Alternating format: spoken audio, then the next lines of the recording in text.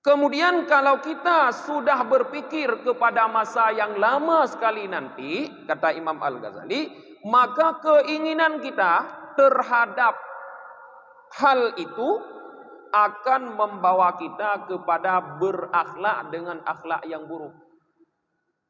Menyoleh kedanyo tak semikir ke kehidupan tu trip datang dah. Taruhlah yang biasa ke masa duha. Tanya mentang muda, tak fikir ke masa duha. Artinya masih lama masa duha tersebut. Maka katanya akan berakhlak buruk, kata Imam Al-Ghazali. Artinya kalau dalam berusaha kita akan curang mungkin dalam usaha. Karena kita ingin mempersiapkan sesuatu yang lama nanti baru kita dapatkan. Kalaupun kita dapatkan.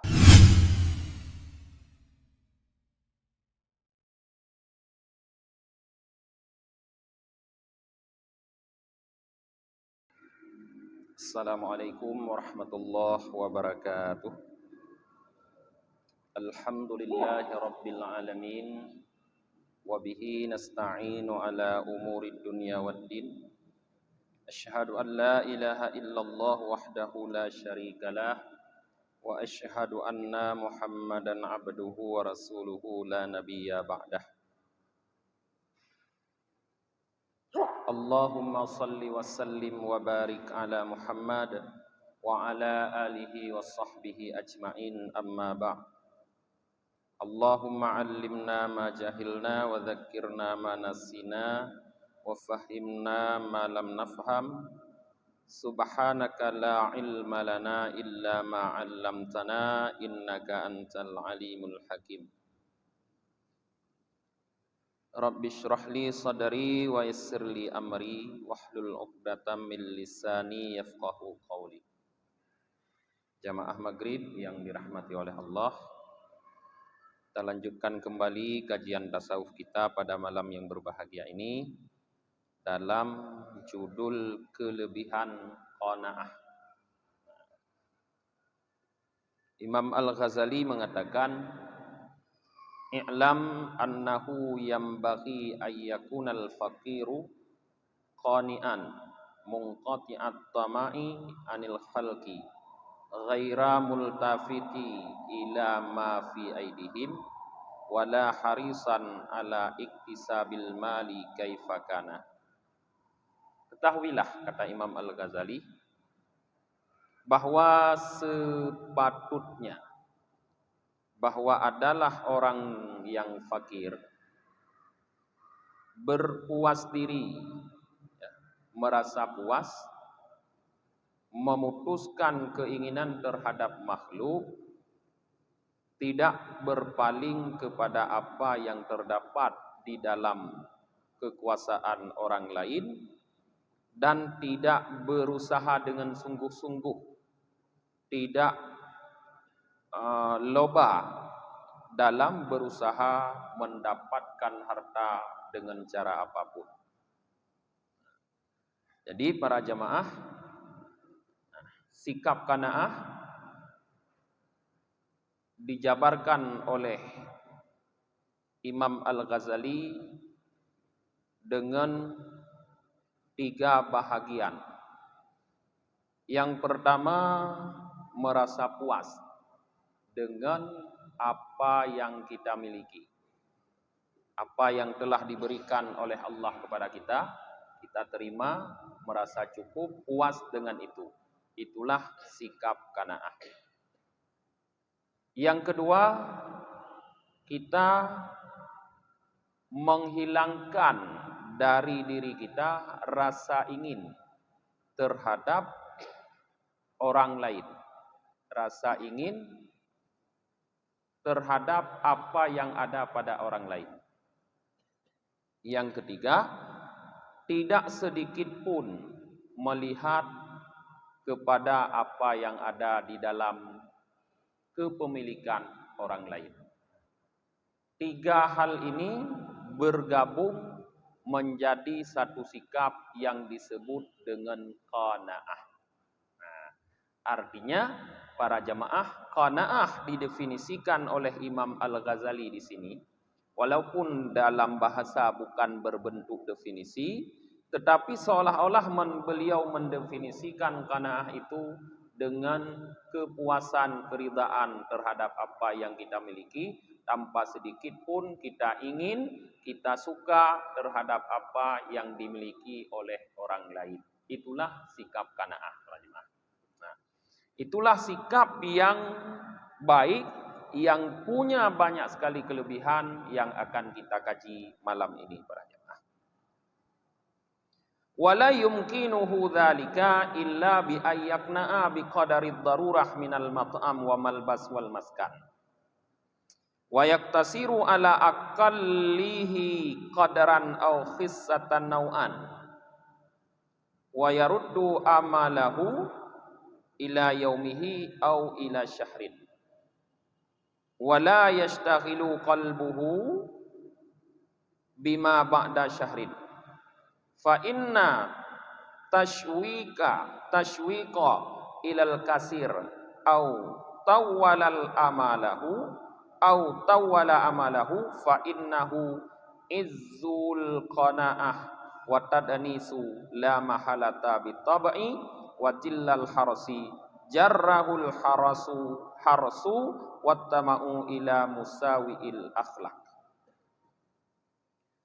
Kata Imam Al-Ghazali, sikap seperti itu, merasa puas dengan apa yang kita miliki tanpa kita memperdulikan apa yang ada pada orang lain, tidak ada rasa keinginan untuk memiliki seperti yang dimiliki oleh orang lain, tidak mungkin bisa terjadi pada kita, kecuali dengan bersikap puas dengan kebutuhan pokok daripada makanan, pakaian, dan tempat tinggal.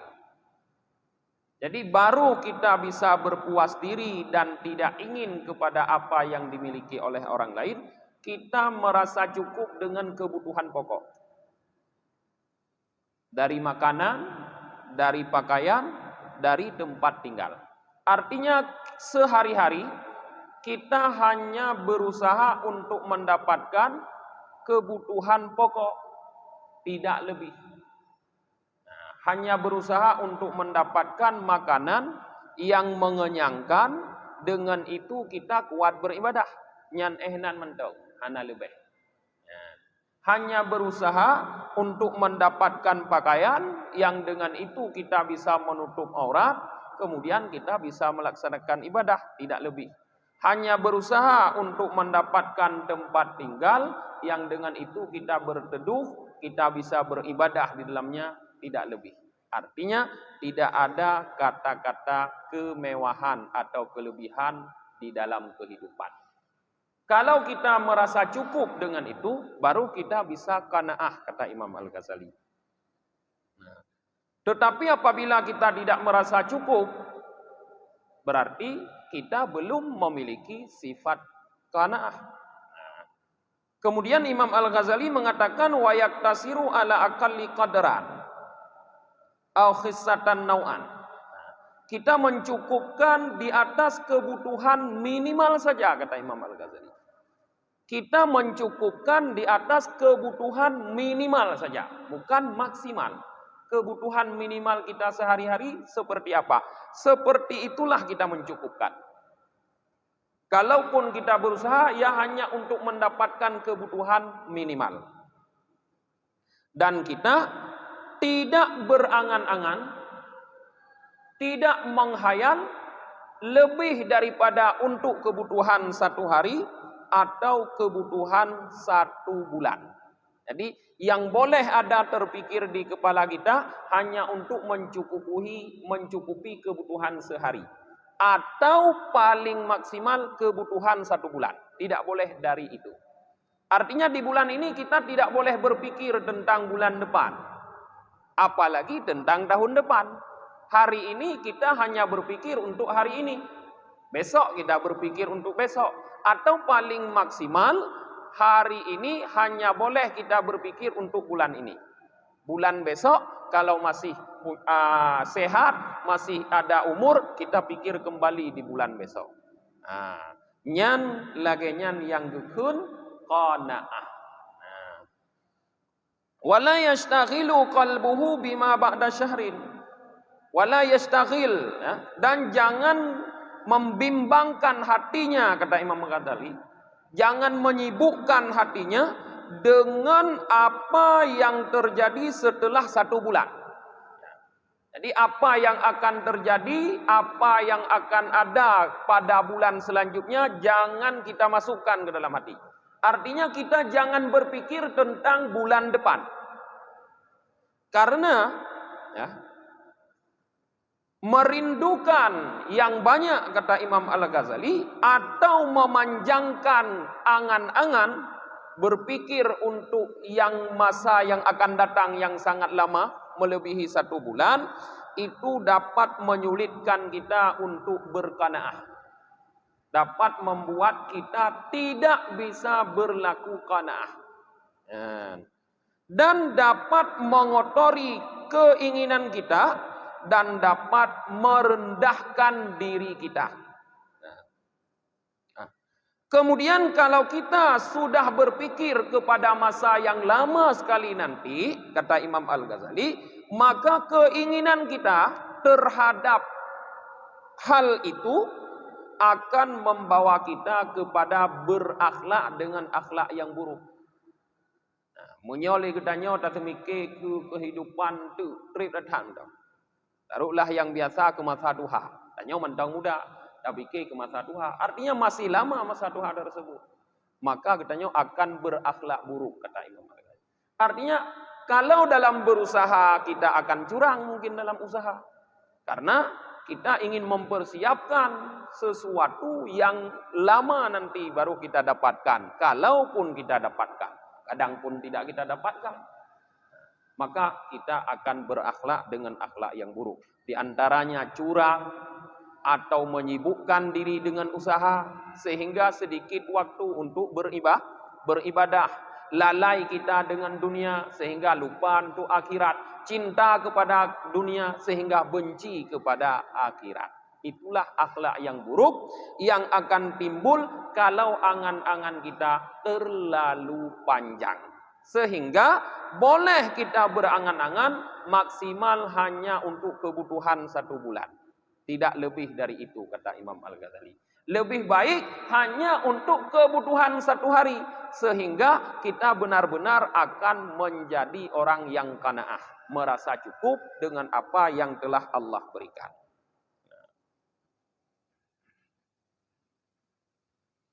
Waqad jubilal adamiyu alal harsi wattama wa qillatil qanaah. Dan sungguh telah diciptakan manusia dalam karakter rakus, tamak dan sedikit qanaah, kata Imam Al-Ghazali. Wa qala Rasulullah sallallahu alaihi wasallam, dan bersabda Rasulullah sallallahu alaihi wasallam, "Lau kana li bani Adam wadiyani min dhahabin." Seandainya anak turun Adam punya 2 lembah daripada emas, labtagha lahuma thalithan. Sungguh dia akan mencari lagi sebagai tambahan 2 lembah itu akan yang ketiga. Wala yamla'u jawfa bani Adam illa turab. Tidak ada yang bisa menyumbat, memenuhi perut anak Adam kecuali tanah. Rasulullah, wa yatubullahu ala man taba, dan Allah akan menerima taubat terhadap orang yang bertaubat. Jadi para jamaah, memang pada dasarnya kita diciptakan dalam keadaan rakus. Tanya kepada oleh Allah si rakus memang pada dasarnya. Dengan bukti kata Rasulullah, seandainya sudah punya 2 ladang emas, masih mencari ladang yang ketiga. Sudah punya 1 perusahaan, makin tambahlah, makin dadamah dah pegat tambah perusahaan tu. Kalau yang mana? Jadi tidak pernah cukup memang anak Adam pada dasarnya. Kecuali baru cukup sudah disumbat mulutnya dengan tanah. Artinya sudah mati. Nyoka mati baru fit. Nyan baru hana perleza. Sapu. Kagupsa danoh lang abah. Ka mati baru fit.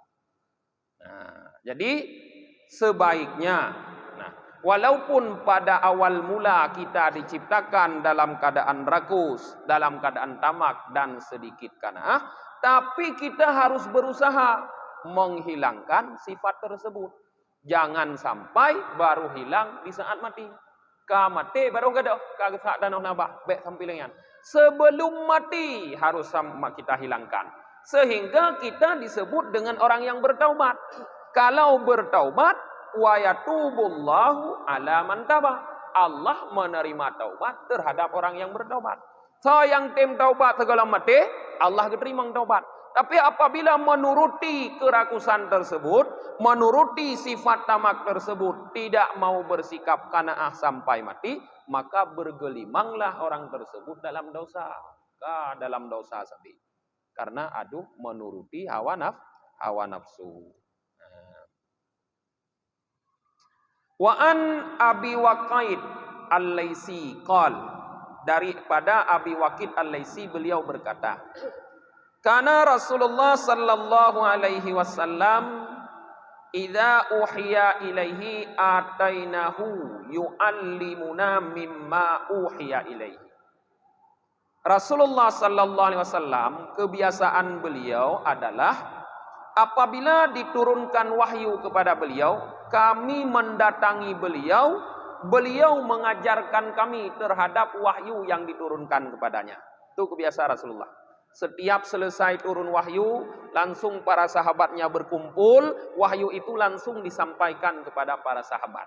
Kebiasaan Rasulullah. Faji'tuhu dzata yaum, kata Abi Waqid, maka suatu hari aku datang kepada Rasulullah, faqal, maka beliau berkata, Innallaha azza wa jalla yaqul, sesungguhnya Allah azza wa jalla berfirman. Artinya ini hadis qudsi. Inna anzalnal mala liiqamatis shalah wa ita'iz zakah. Sesungguhnya kata Allah, kami menurunkan harta untuk menegakkan salat dan menunaikan zakat. Walau kana libni Adam wadin min zahab, seandainya seorang anak Adam punya satu lembah, satu kapling daripada emas, la ahabba ayyakuna lahatani. Sungguh mereka ingin agar mereka mendapatkan yang kedua. Wa in kana lahusani, seandainya mereka sudah mendapatkan yang kedua, la ahabba ayyakuna lahasalis. Mereka ingin lagi agar mendapatkan yang ketiga. Wala yamla'u jawfa bani Adam, dan tidak ada yang dapat memenuhi rongga anak Adam illa turab, kecuali tanah. Wa yatubullah an man taba, dan Allah menerima taubat terhadap orang yang bertaubat. Hadis ini hampir serupa dengan hadis yang tadi. Yang ada perbedaan cuma sedikit. Di dalam hadis qudsi di sini Rasulullah menjelaskan untuk apa Allah memberikan harta kepada kita. Dua tujuan. Yang pertama, dengan harta tersebut kita bisa menegakkan salat. Artinya harta dijadikan sebagai pendukung untuk memperbaiki hubungan kita dengan Allah Subhanahu wa taala. Ke atas, hubungan kita ke atas. Sebagai pendukung. Karena dengan harta kita bisa makan, kita bisa minum. Dengan makan dan minum, kita punya kekuatan. Dengan kekuatan tersebut, kita bisa salat. Sehingga tujuan Allah berikan harta untuk menunaikan salat. Jelas. Yang kedua, tujuan Allah berikan harta kepada kita, ita'iz zakah, untuk membayar zakat. Artinya untuk memperbaiki hubungan dengan sesama manusia. Dengan sesama hubungan yang sejajar. Nah, jadi bagaimana terperbaiki hubungan? Dengan adanya pemerataan harta. Karena apabila orang yang punya harta mau memberi zakat, mau membayar zakat, sehingga orang-orang yang tidak memiliki harta pun mendapatkan harta, sehingga semua orang punya harta. Jadi ada pemerataan harta, sehingga orang bisa hidup dengan nyaman karena ada pemerataan. Jadi itu tujuan Allah memberikan harta. Untuk memperbaiki hubungan dengan Allah, yaitu dengan menegakkan salat, dan untuk memperbaiki hubungan dengan sesama, yaitu dengan membayar zakat. Nah, nyan tujuan gebi harta oleh Allah ke getanya. Jadi tidak ada sedikit pun tujuan untuk ditimbun-timbun harta. Legetanya tamita harta jumot kadang. Tapu sapat, tapi tujuan bukan untuk ini. Kon tujuan tu naik dah semayang. Nyoik dah semayang panena perlelu tat. Biuk tagai. Asai siuro lego na de baju bu dikalu beh baik dah semayang. Tapi kon dinan tamita bulu tak kubah. Munyo untuk bagi jakut panena leuthat. Karena nisab jakut hana leuthat. Nisab jakut munyo tapegot ukuran muh cuma 20 miskal. 20 miskal itu, 1 miskal 4,25 gram. Dikali 20, sekitar 85 gram. Sekitarnya. Cuma 85 gram. Kita punya harta seperti itu, berarti setiap tahun kita bayar zakat. Anak lihat boleh menyonyan tujuan. Nah, tetapi ternyata kebanyakan orang bukan itu tujuannya, untuk ditimbun. Maka orang-orang yang menimbun harta ini adalah orang yang termasuk dalam firman Allah, alladzi jama'a malau wa addadah.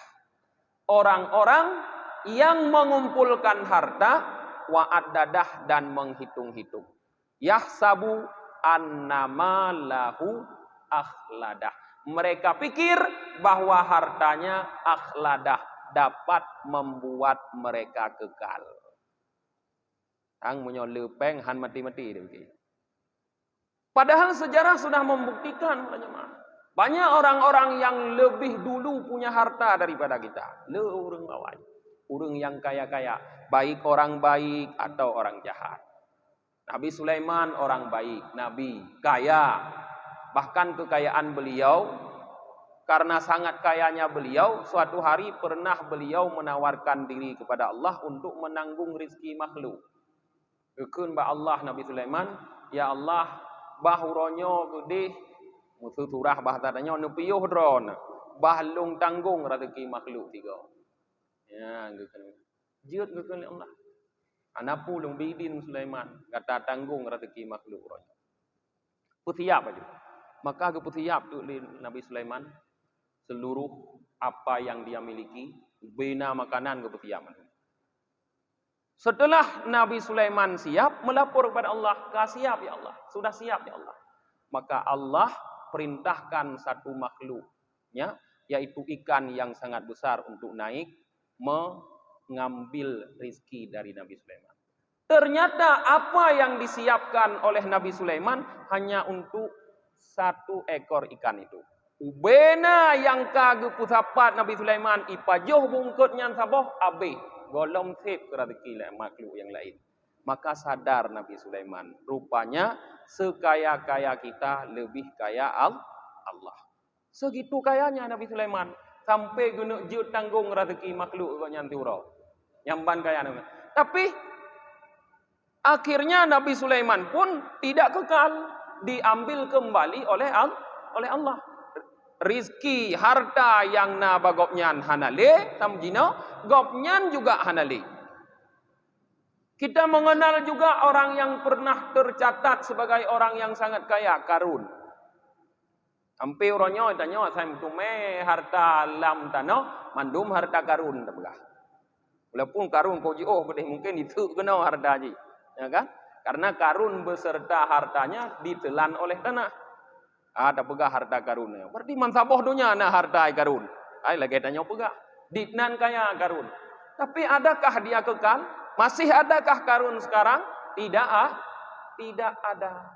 Artinya para jamaah, harta, pangkat, jabatan, kedudukan, kehormatan tidak bisa membuat seseorang kekal.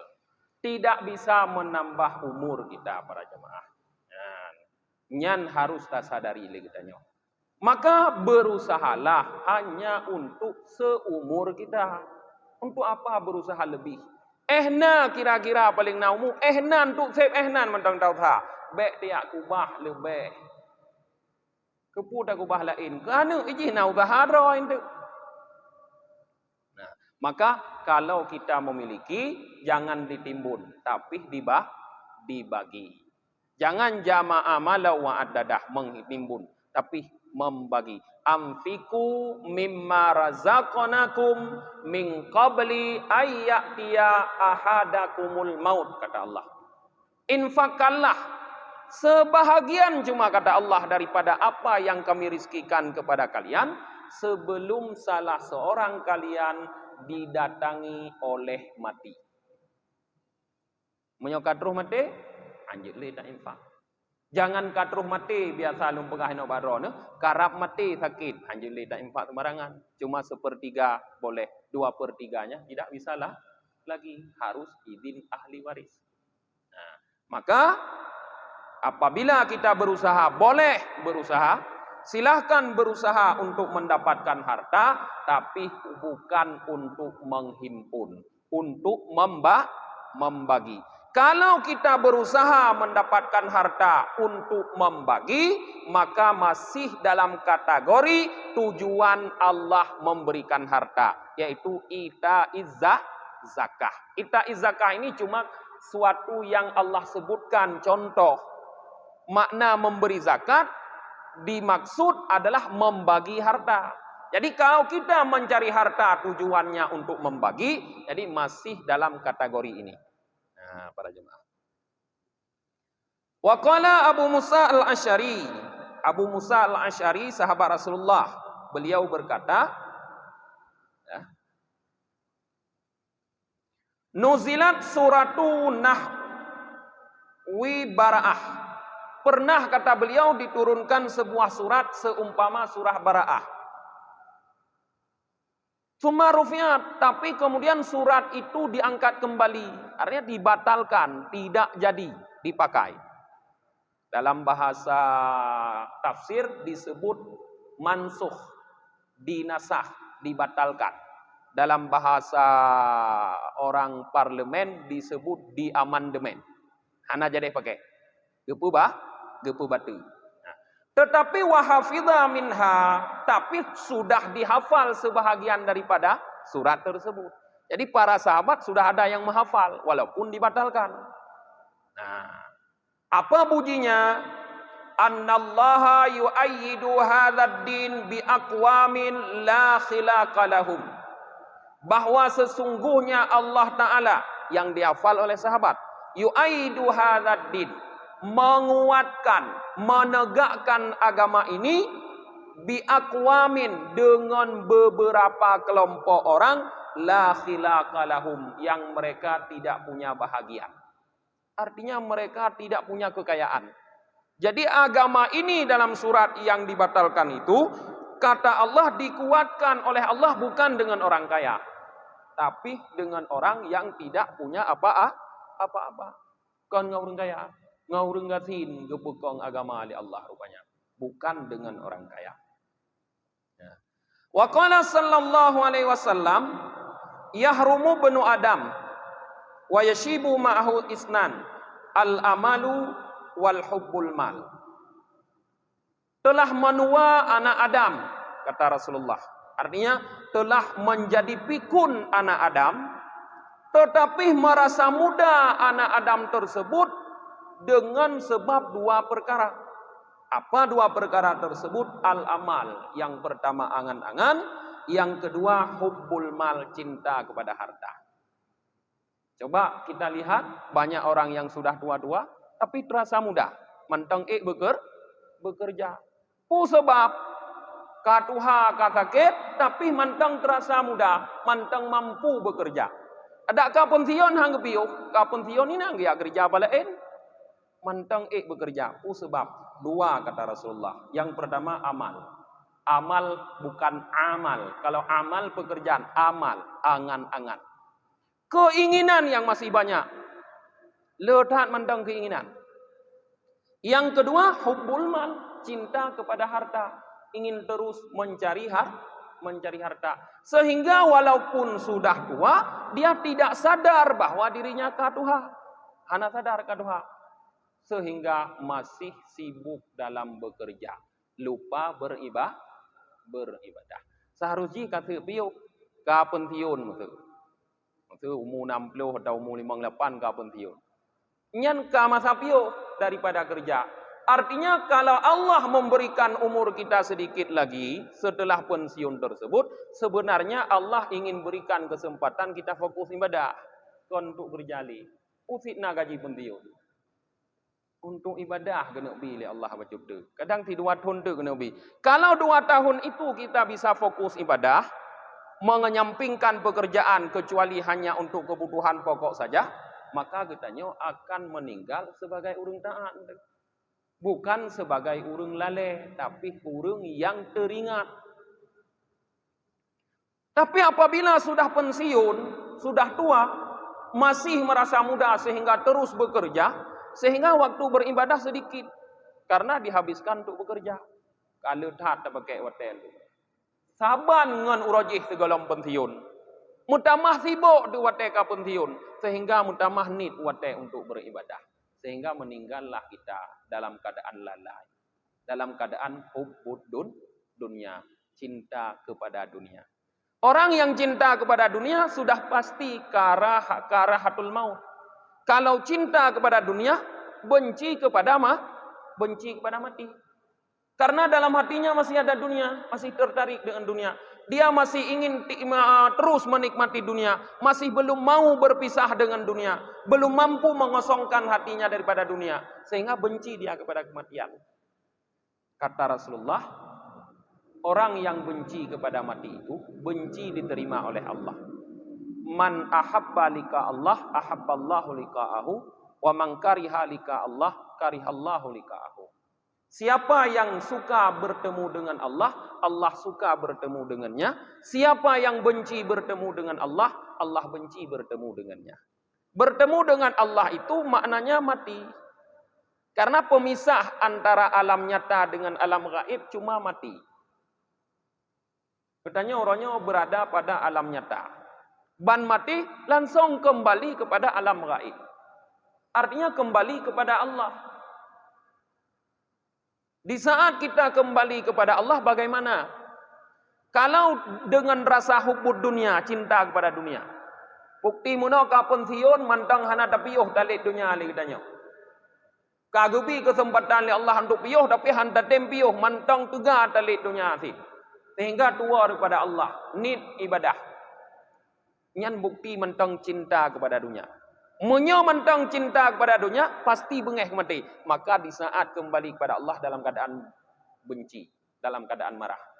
Kalau kita kembali kepada Allah dalam keadaan benci, dalam keadaan marah, maka disambutlah kita oleh Allah juga dengan kebencian, dengan kemarahan. Maknanya apa? Disiapkan untuk kita azab dengan berbagai macam jenis. Karena urang kebenci. Urang kebenci wadroba Allah. Pandai dia bersiapnya mangat-mangat. Kita iwa rumah tanya urang ada benci. Mungkin dia si kameng-kameng, dia si mana-mana dia siapkan. Yang na bak kerendung tak ubah helikopter pintu untuk tupat dia menyandruk. Karena orang yang benci. Tapi man ahabba lika Allah, siapa yang suka bertemu dengan Allah, suka menghadapi kematian. Artinya di saat dia menghadapi kematian sudah terlepas hatinya daripada dunia. Sudah lama dia memang karena semenjak dia pensiun dia tidak lagi tertarik pada dunia. Dia ada fokus ibadah. Dia tak kalah fi'lui masjid banyak daripada tempat lain. Jarang mak tempat lain ada masjid yang sering. Dan yang pergi masjid tapi orang alap pun fikir long kuilong but kabeh anak mit kabeh lupa menumpu dah fikir. Puling perle kan bu sagai heboh am ti ro katibnya mengaji pensiun katib. Artinya tidak lagi dia terpikir untuk mengejar dunia. Di saat dunia sudah kosong dari hatinya, maka akan diisi hatinya dengan cinta kepada Allah. Maka galak dan urungnya merumpok kepada Allah. Dikala datang kematian, seandainya ditawarkan kepada mereka untuk hidup sebentar lagi di dunia, mereka tidak mau. Karena mereka sudah melihat tempatnya di dalam surga lebih indah daripada dunia. Indahnya dunia harus didapat dengan keluh kesah, dengan susah payah. Tapi indahnya surga tidak perlu kepayahan untuk mendapatkannya. Masa gebi wala mudanya, anak jedeh kena pumatih, gebi udep siatu untuk mendapat keindahan harus kerja alam, harus hak alam. Tapi munyawa akhirat langsung menikmati tanpa perlu lagi susah bekerja.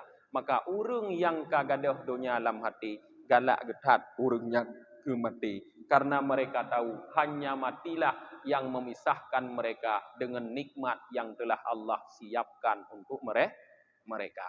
Nah, jadi para jamaah yang tak harapkan dirinya bersikap qanaah, merasa cukup dengan apa yang telah Allah berikan ke kitanya, tidak perlu bersusah payah sekali, menghabiskan energi yang terlalu banyak untuk mengumpulkan harta. Carilah dunia hanya secukupnya untuk kebutuhan sehari-hari.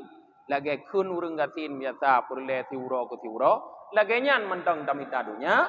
Selebihnya waktu kita pergunakan untuk beribadah kepada Allah Ta'ala. Agar lebih banyak porsi waktu yang kita sediakan untuk beribadah daripada untuk mengejar dunia. Karena hakikatnya dunia sudah kita pelajari beberapa malam, tidak ada yang kekal. Dunia ini hina.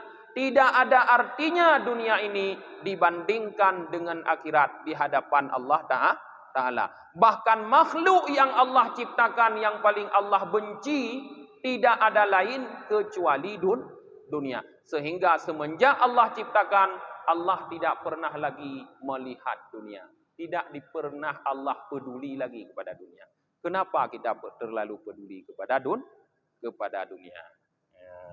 Katup mendengsa? Kakak, katup pengajian ketanyo dengan kita baca doa akhir majlis. Subhanakallahumma wa bihamdika wa nashhadu an la ilaha illa anta wa nastaghfiruka wa natubu ilaik. Subhana rabbika rabbil izzati amma yasifun. Wassalamun alal mursalin. Walhamdulillahi rabbil alamin. Sallallahu ala Muhammad sallallahu alaihi wasallam. Sallallahu ala Muhammad sallallahu alaihi wasallam.